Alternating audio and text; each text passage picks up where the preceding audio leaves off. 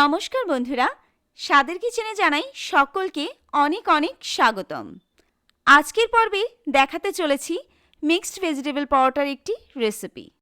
বিভিন্ন ধরনের সুস্বাদু সবজি দিয়ে তৈরি করেছি আজ একটি লোভনীয় পরোটা। আর ব্রেকফাস্ট কিংবা ডিনারটিকেও আরও মজাদার করে তুলতে পারে আমার এই রেসিপি। তাছাড়াও বাড়ির প্রত্যেকটি সদস্যের মন জয়ও করে নিতে পারবে। চলুন তাহলে দেখে নিই। আজকে মিক্সড ভেজিটেবল পরোটা তৈরি করবার জন্য আমি নিয়েছি কিছুটা বাঁধাকপি। বাঁধাকপিগুলোকে খুব সরু সরু করে কুচিয়ে নিয়েছি। ন্যাচারালি আমরা যেইভাবে রান্না করি সেইভাবেই সরু সরু করে কুচিয়ে নিয়েছি। পাশে দেখতে পাচ্ছেন নিয়েছি কিছুটা গাজর। গাজরগুলোকেও ভালো মতো গ্রেট করে নিয়েছি। পাশে রয়েছে ফুলকপি, এটিকেও খুব ভালো করে গ্রেটারে গ্রেট করে নিয়েছি কিছুটা বিনস, সেগুলোকেও খুব সরু সরু করে কুচিয়ে নিয়েছি। আর সঙ্গে আরও নিয়েছি কিছুটা সেদ্ধ করে রাখা মটরশুঁটি। এবার একে একে করে সবকটা ভেজিটেবল একটি বোলের মধ্যে ঢেলে নিচ্ছি। আর তার মধ্যে দিয়ে দিচ্ছি স্বাদ অনুযায়ী কিছুটা নুন সহ সব ভেজিটেবলগুলোকে খুব ভালো করে মিশিয়ে নিচ্ছি। আর 5 মিনিটের জন্য এইভাবেই সবজিগুলোকে একটু ছেড়ে দিচ্ছি। যেসব বাচ্চারা ভেজিটেবল খেতে একদমই পছন্দ করে না, তাদের চালাকি করে কিন্তু এইভাবে পরোটা বানিয়ে ইজিলি খাওয়াতে পারবেন।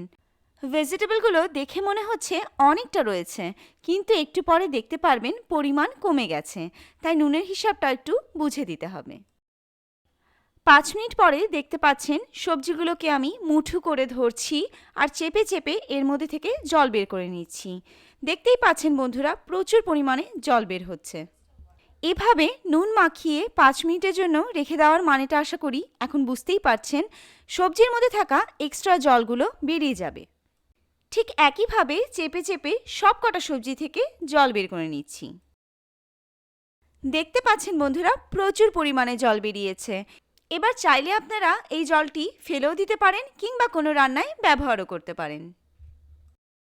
দেখতে পাচ্ছেন বন্ধুরা, সবজি থেকে সবটা জল বেরিয়ে গিয়ে সবজিগুলো ঝুরঝুরে হয়ে গেছে।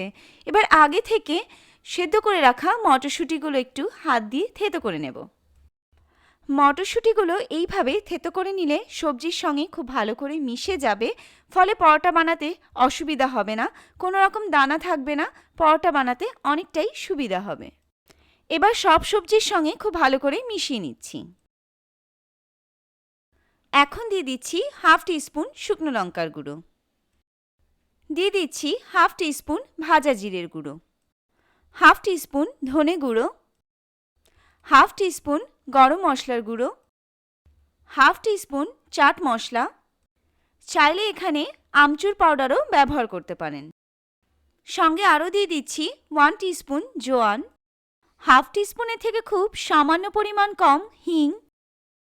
আরও দিয়ে দিচ্ছি কিছুটা কুচনো কাঁচা লঙ্কা, কুচনো ধনে পাতা আর গ্রেট করে রাখা কিছুটা রসুন। এবার সবটা উপকরণ খুব ভালো করে হাত দিয়ে মিশিয়ে নিচ্ছি। চাইলে এখানে আপনারা আপনাদের পছন্দ মতো যে কোনো ধরনের ভেজিটেবল আরও অ্যাড করতে পারেন, যেমন লাল আর হলুদ ক্যাপসিকাম কিংবা পছন্দসই অন্য যে কোনো ধরনের সবজি।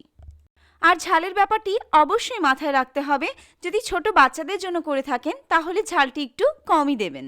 গল্পের মাঝে আমার এখানে সবটা মিশিয়ে নেওয়া হয়ে গেছে।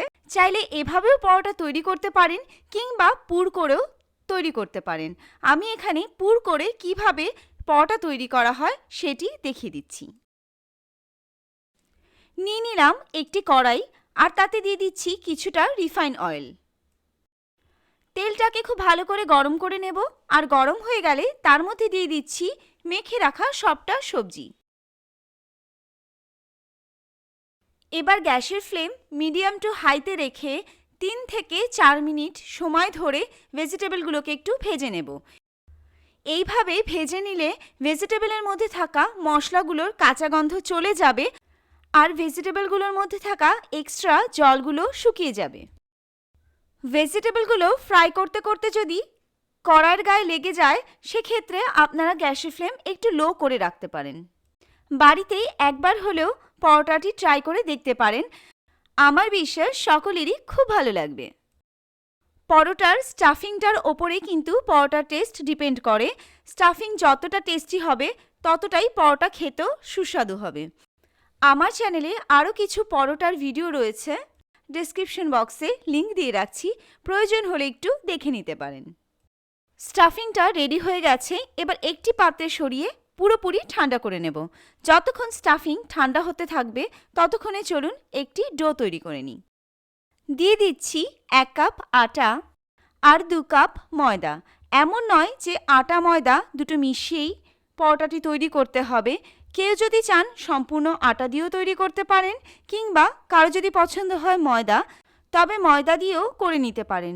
পছন্দটি যার যার নিজস্ব। এবার এর মধ্যে দিয়ে দিচ্ছি স্বাদ অনুযায়ী কিছুটা নুন, স্বাদ অনুযায়ী কিছুটা চিনি আর অল্প সামান্য হিং। এবার শুকনো অবস্থায় সব উপকরণগুলো একটু ভালো করে মিশিয়ে নিচ্ছি।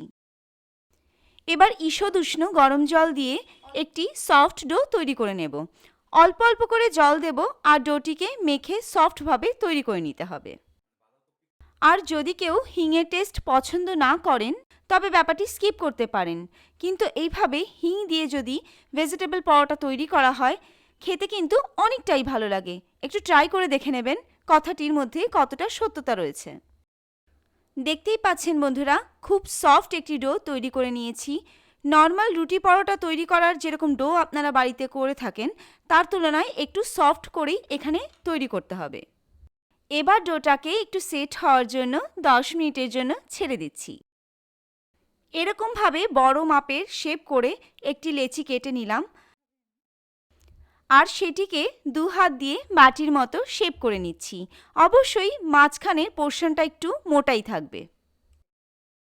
এখন আগে থেকে করে রাখা ভেজিটেবলের স্টাফিংটা এর মধ্যে ভরে দিচ্ছি আর হাত দিয়ে চেপে চেপে সাইডের মুখগুলো একটু সিল করে দিচ্ছি। ব্যাপারটা একটু ভালো করে লক্ষ্য করে নিন আমি কীরকমভাবে করে নিচ্ছি। সাইডগুলোকে জয়েন্ট করে এক জায়গায় নিয়ে এসে এরকমভাবে একটি পুটলির মতো শেপ করে নিচ্ছি। এবার 2 হাত দিয়ে ভালো করে চেপে দিচ্ছি, তবে কাজটি খুব হালকা হাতে কিন্তু করে নিতে হবে। এখন খুব সামান্য আটা কিংবা ময়দা দিয়ে পরোটাটিকে বেলে নেব। অবশ্যই খুব আস্তে আস্তে আর সাবধানে পরোটাটিকে বেলতে হবে, আর খুব বেশি চাপাচাপি করবেন না, তাহলে স্টাফিং বেরিয়ে যাবে। কিনারাগুলো একটু সামান্য হালকা প্রেস করে পরোটাটিকে বেলে নেবেন, তবে খুব বেশি পাতলা করতে যাবেন না, তাহলে এখান থেকে স্টাফিং বেরিয়ে যাওয়ার সম্ভাবনা রয়েছে। পরোটা খুব ভালো মতো বেলে নিয়েছি। এভাবে করে বাকি পরোটাগুলো তৈরি করে নিতে হবে। এবার গ্যাসে একটি তাওয়া চাপালাম আর তাওয়াটি খুব ভালো করে গরম হয়ে গেলে তার উপরে একটি পরোটা দিয়ে দিলাম। পরোটাটিকে এপিট ওপিট করে 30 সেকেন্ড সময় ধরে একটু শুকনো অবস্থায় ভেজে নিতে হবে। আর ভাজা হয়ে গেলে তার ওপরে কিছুটা তেল দিয়ে দিচ্ছি। অবশ্যই এখানে রিফাইন্ড অয়েল কিংবা অলিভ অয়েল পছন্দ মতো ব্যবহার করতে পারেন, চাইলে এখানে ঘি দিয়েও ভেজে নিতে পারেন। 2 সাইডটা খুব ভালো করে হালকা ব্রাউন করে ভেজে নিতে হবে, তবে স্টাফিং পরোটা বানানোর জন্য তেল কিংবা ঘিয়ের পরিমাণ কিন্তু একটু বেশিই দিতে হয়। দেখতেই পাচ্ছেন বন্ধুরা, কত সুন্দর সুস্বাদু পরোটা আমার তৈরি হয়ে গেছে।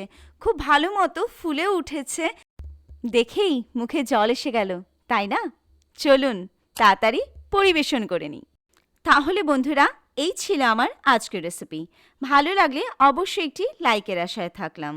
আর চ্যানেলে আমার নতুন দর্শক বন্ধুদের চ্যানেলটি সাবস্ক্রাইব করে পাশে থাকা নোটিফিকেশন বেল আইকন অন করে দেওয়ার অনুরোধ করছি।